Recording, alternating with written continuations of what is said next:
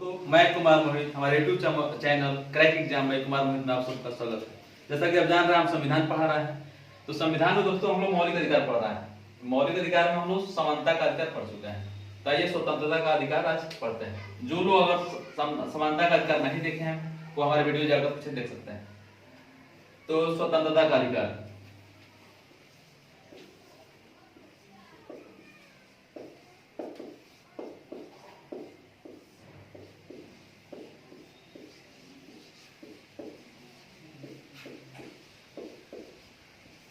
स्वतंत्रता का अधिकार दोस्तों अनुच्छेद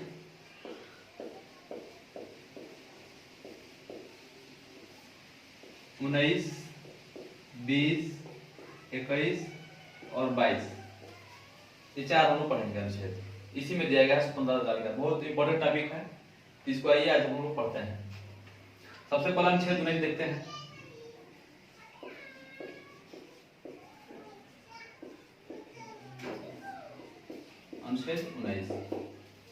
अनुच्छेद 19 में बोला गया है वाक एवं अभिव्यक्ति का स्वतंत्रता।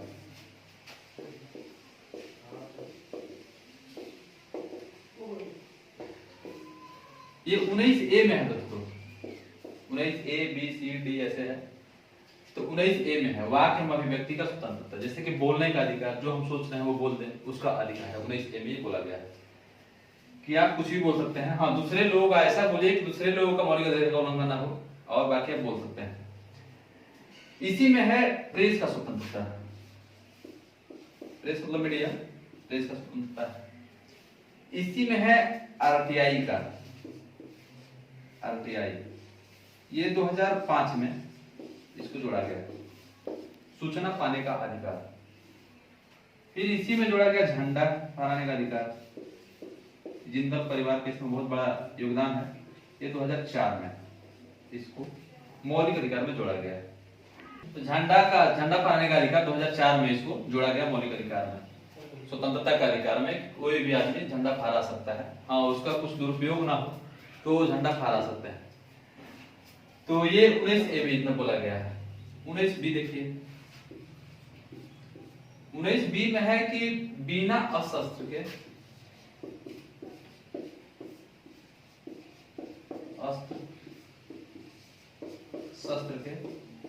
कहीं भी घूम सकते हैं, कहीं भी सम्मेलन कर सकते हैं, कहीं भी अपना पूरे भारत में। लेकिन इसमें यह है कि जैसे अगर राज्य सरकार चाहे तो CPC धारा 144 के तहत अगर प्रतिबंध लगा सकता है अगर कोई दिक्कत है तो, या IPC 141 देखे होंगे चुनाव में ऐसा अक्सर होता है, उस पर आपको रोक लगा सकता है कि भैया आप 5 लोग एक ग्रुप में एक जगह नहीं खड़ा हो सकते हैं, 4 लोग नहीं खड़ा हो सकते हैं, 10 लोग नहीं खड़ा हो सकते हैं। तो उस स्थिति में आपको रोका जा सकता है। नहीं तो बाकी ऐसे है कि आप किसी भी बिना शस्त्र के कहीं भी घूम सकते हैं, कि कहीं भी सम्मेलन कर सकते हैं। इसमें ये B में ये बोला गया है। 19C में है कि संगम या संघ बनाने का अधिकार।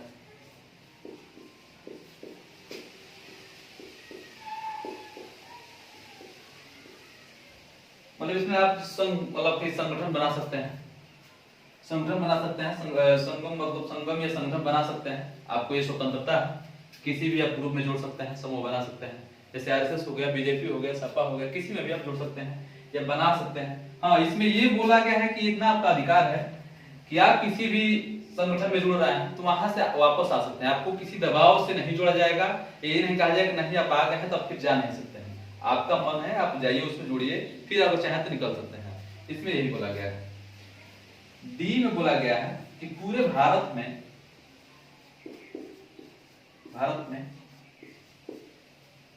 आप घूम सकते हैं।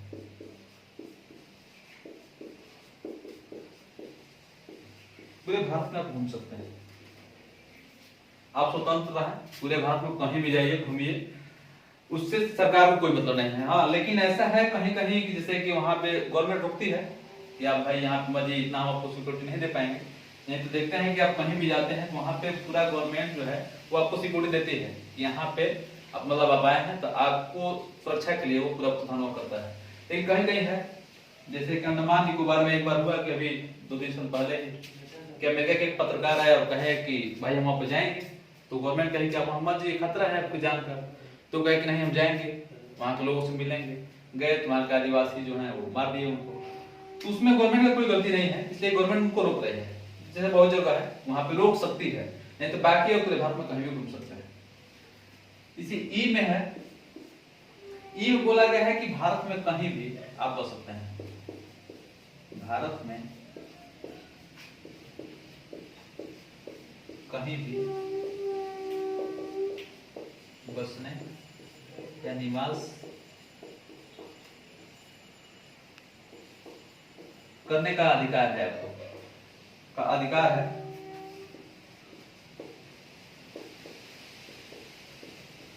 या स्वतंत्र है, पूरे भारत में कहीं भी आप निवास कर सकते हैं या बस सकते हैं। ये आपको आर्टिकल 19 में बोला गया है। बोलिए।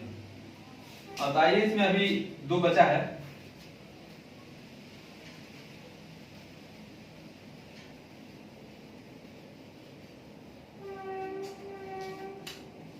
एक में है, एक अब है नहीं, इसमें है संपत्ति का अधिकार। संपत्ति का अधिकार,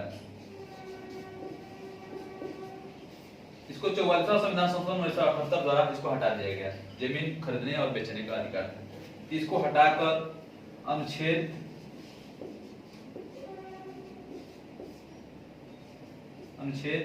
300 ए में ले जाकर जोड़ दिया गया। पूछेगा कोई तो हम लोग बताएंगे कि साथ है, लेकिन सीरियल नंबर से चलेंगे, इसको छोड़ नहीं सकते, लेकिन ऐसे इसको हटा दिया गया। अब जी है, जी में है रोजगार, रोजगार या व्यवसाय। रोजगार या व्यवसाय करने का स्वतंत्र है, आप कहीं भी पूरे भारत में रोजगार या व्यवसाय कर सकते हैं, आपको कोई रोकेगा नहीं। तो ये अनुच्छेद 19 हुआ आपका आज। अब 20 देखते हैं, अनुच्छेद 20।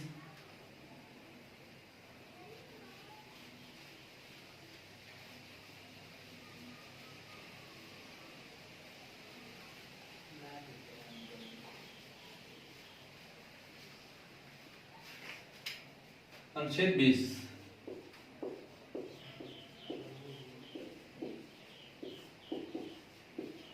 अनुच्छेद 20 में बोला गया है दोष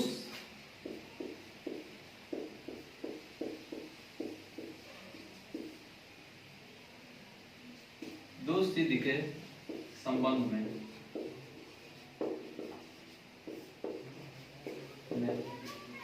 संरक्षण। अनुच्छेद 20 में बोला गया है दोष सिद्धि के संबंध में संरक्षण, ये हमको अधिकार मिला है हम लोगों को। तो इसमें ये बोला गया है कि जैसे मान लीजिए कि आप कोई अपराध कर दिए, मान लीजिए कि हम किसी को भी एक थप्पड़ मार दिए, उसके लिए कोई काम नहीं है, कोई सजा नहीं है, कोई ये नहीं लिखा गया है कि पे इतना इनको सजा मिलेगा, तो हमको तो कुछ होगा नहीं। लेकिन यही बात मान लीजिए कि आज 27 अगस्त है, तो 27 अगस्त को आप मान लीजिए कि किसी को मार दिए और उसके लिए कोई सजा नहीं, तो चले गए कोर्ट में गए, तो उनको जाते हुए कानून बनते, मान लीजिए कि 27 सितंबर हो गया, तब ये नहीं है मान लीजिए उसको हो गया कि 1 महीने का जेल इस पे है, सजा मिल गया, तो ये नहीं है कि इनको मिलेगा, जिस दिन से ये कानून बनेगा उस दिन उसके बाद से अब सजा मिलेगा, जो अगर कोई वो गलती करेगा तो पीछे पास्ट में नहीं जाएगा कि ये 27 अगस्त को मारे थे तो इनको भी सजा मिलेगा, नहीं, इनको सजा नहीं मिलेगा। जिस दिन से ये लागू होगा उसी दिन से ये बनेगा, मतलब उनको सजा मिलेगा।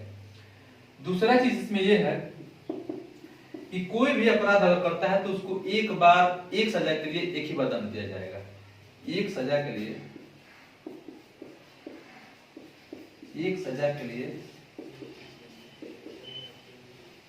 एक बार दंड दिया जाएगा।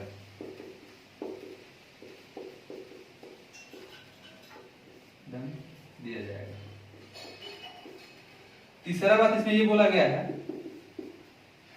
तीसरा बात इसमें ये है कि कोई अगर अपराधी है तो उसको ये बाध्य नहीं किया जाएगा कि तुम अपने खिलाफ खुद गवाही दो। होता है ये, बहुत से गलतियां हैं, लेकिन ऐसा होना नहीं चाहिए, संविधान में लिखा है। कि उसको दबाव नहीं बनाया जाएगा कि तुम अपने खिलाफ वो गवाही दो, तो उसको बाध्य नहीं किया जाएगा। साक्ष्य देने के लिए अपराधी को बाध्य नहीं किया जाएगा।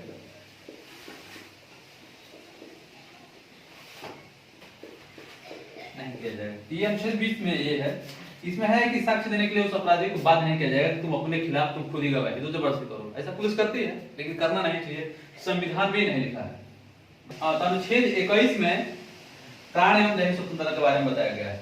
इसमें जैसे कि दिया गया है कि गरिमा के साथ जीने का अधिकार है, ये आपको गरिमा के साथ जीने का अधिकार है, इसमें कोई रख सकता है। जीवोपार्जन का साधन प्राप्त करने का अधिकार, गोपनीयता का अधिकार, आपको गोपनीयता का अधिकार है, मतलब निजता का अधिकार। जैसे कि आधार कार्ड का ही ले लीजिए, तो आधार कार्ड से बहुत लोग सुप्रीम कोर्ट में कहे कि अरे हमारे निजता का तो अधिकार ही नहीं है, गोपनीयता का, इससे हमारा प्राइवेसी हो जा रहा है, प्लस हो जा रहा है प्राइवेसी का।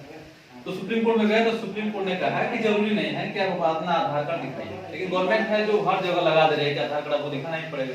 लेकिन सुप्रीम कोर्ट ने कहा कि ऐसा नहीं है, आपके पास कोई भी अगर एक प्रूफ है तो आप कहीं भी जा सकते हैं, घूम सकते हैं, उससे कोई मतलब नहीं। विदेश यात्रा का अधिकार है कि आप कहीं भी विदेश में जाइए, ये आपका अधिकार है। मतलब सरकार आपको दे रही है जीवन जीने का अधिकार। चिकित्सा का सुविधा पाने का अधिकार है, ये सरकार आपको प्रोवाइड करवाएगी। स्वच्छ पर्यावरण का अधिकार ये गवर्नमेंट का ही है, गवर्नमेंट देगी आपको, जीने का अधिकार है इसमें। तो आइए अब अनुच्छेद 21A है।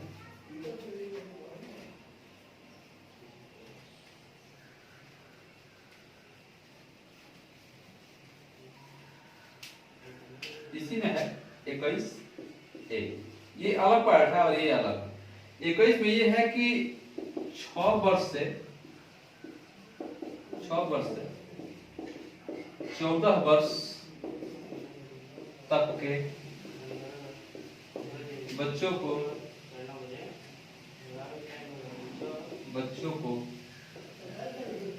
निःशुल्क शिक्षा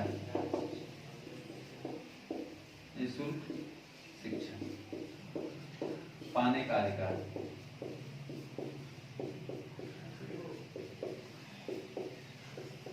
ये राज्य सरकार का काम है कि 6 वर्ष से 14 वर्ष तक के बच्चों को निःशुल्क शिक्षा दे। ये मौलिक अधिकार में जोड़ा गया है। ये हालांकि और जगह भी जोड़ा गया है, जैसे कि इसको 86वां संविधान संशोधन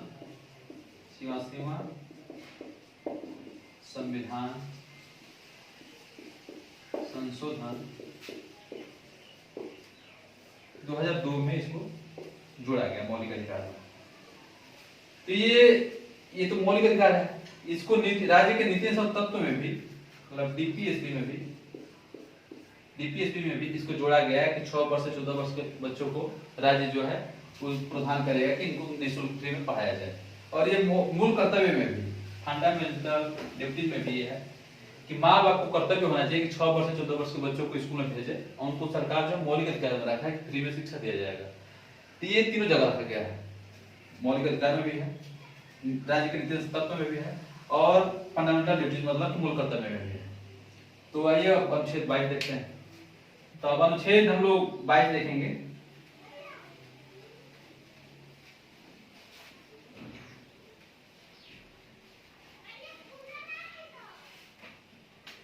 अनुच्छेद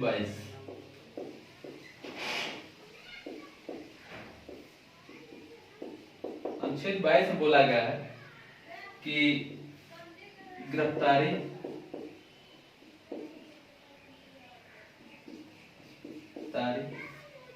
तथा निरोध के संबंध में